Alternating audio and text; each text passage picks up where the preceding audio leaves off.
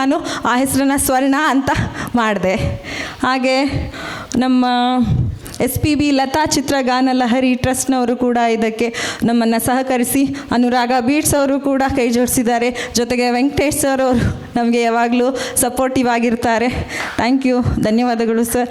Ravi sir ಅವರೇ ಬಂದಿದ್ದಕ್ಕೆ ತಮಗೂ ತುಂಬ ಹೃದಯದ ಧನ್ಯವಾದಗಳು ಸರ್. ತಾವು ಕೂಡ ತುಂಬ ಪ್ರೋತ್ಸಾಹಿಸ್ತಾ ಇದ್ದೀರಾ, ಧನ್ಯವಾದಗಳು. ಲೋಕೇಶ್ ಸರ್ ಅವರು ಗಾಯಕರು ಕೂಡ. ಹಾಗೆ Prasad sir, advocate Prasad sir, ನಮ್ಮ colleague, thank you so much sir ಬಂದಿದ್ದಕ್ಕೆ. ಹಾಗೆ ನಮ್ಮ ವಿಡಿಯೋಗ್ರಾಫರ್ ಸರ್ ಯಾವಾಗಲೂ ನಮಗೆ ಸಪೋರ್ಟಿವ್ ಆಗಿ ಪ್ರತಿಯೊಂದು ಕಾರ್ಯಕ್ರಮದಲ್ಲೂ ಬಂದು ಕಾರ್ಯಕ್ರಮನ ಯಶಸ್ವಿಗೊಳಿಸ್ತಾರೆ. ಮುಂಚಿತವಾಗೇ ಬರ್ತಾರೆ, ಟೈಮ್ ಸೆನ್ಸ್ ಅಂದರೆ ಅವ್ರಿಗೆ ಅಷ್ಟು. ಹಾಗೆ ನಮ್ಮ ಫೋಟೋಗ್ರಾಫರ್ ಅವರು ಕೂಡ thank you so much sir. ಬಂದಿರೋ ಇಲ್ಲಿ ಎಲ್ಲರಿಗೂ ಕೂಡ ನನ್ನ ತುಂಬು ಹೃದಯದಿಂದ ಸ್ವಾಗತಿಸ್ತೇನೆ. ಹಾಗೆ ಇವಾಗ ಭರತನಾಟ್ಯ ಕುಮಾರಿ ಮಾನವಿ ಅವರಿಂದ ಶಿವತಾಂಡವ. ಈ ಶಿವತಾಂಡವ ನನ್ನ ಪ್ರಾಣ ಉಳಿಸಿದ್ದಕ್ಕೆ ಒಂದು ಕಾರಣ. ನಾನು ಆಕ್ಸಿಡೆಂಟ್ ಆಗಿ ಬಿದ್ದಾಗ ನನಗೆ ಆ ಜಾಗದಲ್ಲಿ ಆಂಬುಲೆನ್ಸಲ್ಲಿ ಹೋಗುವಾಗ ಆ ಶಿವತಾಂಡವ ಮಂತ್ರ ಹೇಳ್ತಾ ಇದ್ದೆ.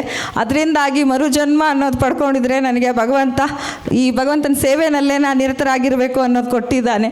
ಡಾಕ್ಟರ್ ಕೂಡ ಹೇಳಿದರು, ಇದರಿಂದ ನೀವು ಬದುಕುಳಿಯೋಕ್ಕೆ ಚಾನ್ಸೇ ಇಲ್ಲ, ಟೋಟಲ್ ಡ್ಯಾಮೇಜ್ ಆಗಿದೆ, ಯಾವುದೂ ಸರ್ಜರಿ ವರ್ಕೌಟ್ ಆಗಲ್ಲ, ನರ್ವ್ ಫ್ರ್ಯಾಕ್ಚರ್ ಆಗಿದೆ, ಸ್ಪ್ಲಿಟ್ ಆಗಿದೆ ಅಂತ.